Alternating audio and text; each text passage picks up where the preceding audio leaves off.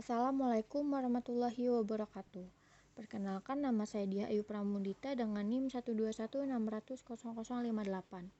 Mahasiswi Psikologi UIN Sunan Gunung Jati Bandung. Kali ini saya akan mereview sedikit materi dari mata kuliah Statistika Inferensial.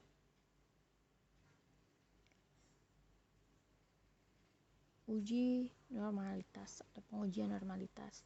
Ada 3 bagian, yaitu pengujian normalitas, uji Lilliefors, dan uji chi-square.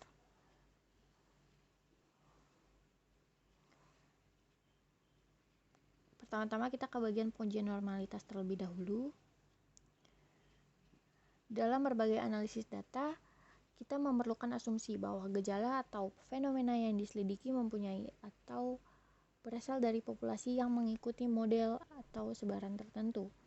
Dalam ilmu statistika terdapat sebaran-sebaran data seperti sebaran normal, eksponen, Poisson, binomial, dan lain sebagainya. Sebelum menganalisis data, kita terlebih dahulu melakukan pengecekan berdasarkan data hasil pengamatan.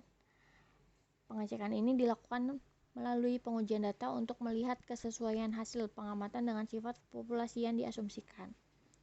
Asumsi kenormalan banyak digunakan dalam teori-teori statistika inferensial, baik estimasi parameter maupun pengujian hipotesis.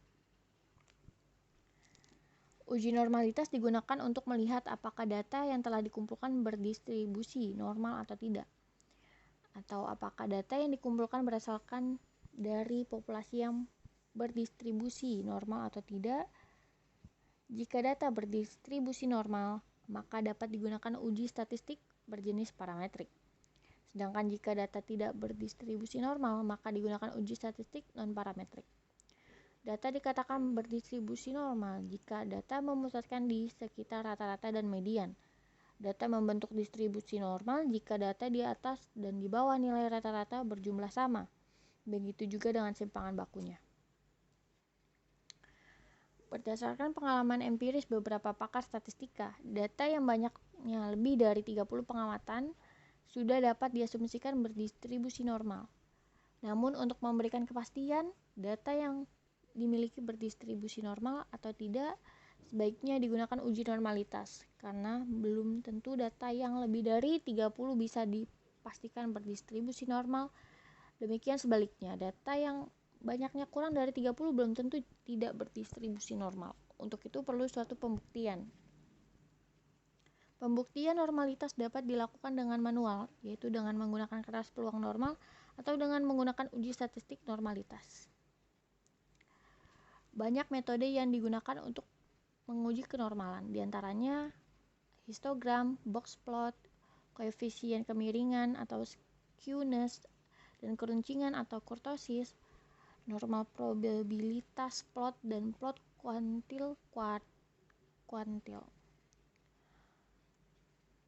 Kolmogorov atau Smirnov, chi-kuadrat, Anderson-Darling, Lilliefors, Shapiro-Wilk, Jarque-Bera.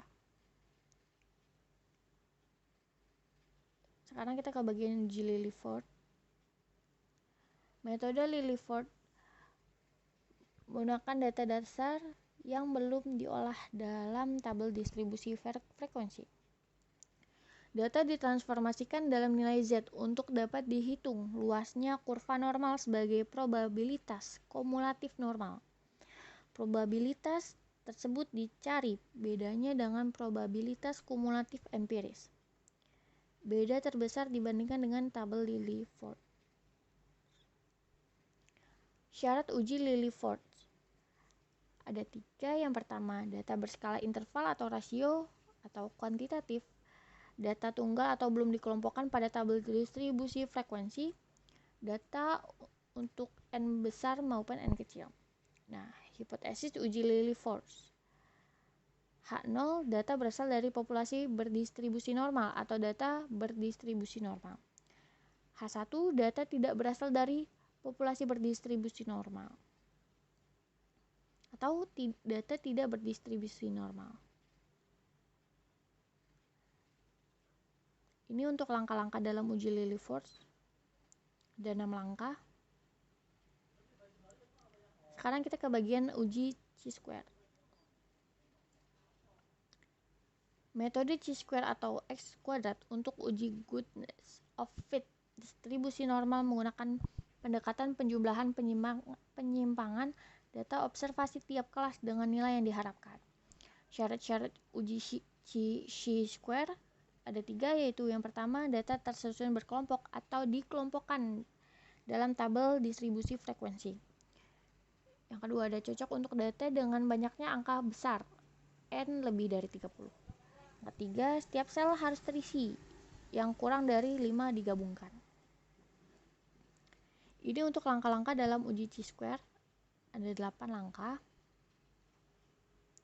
Sekian dari saya, terima kasih.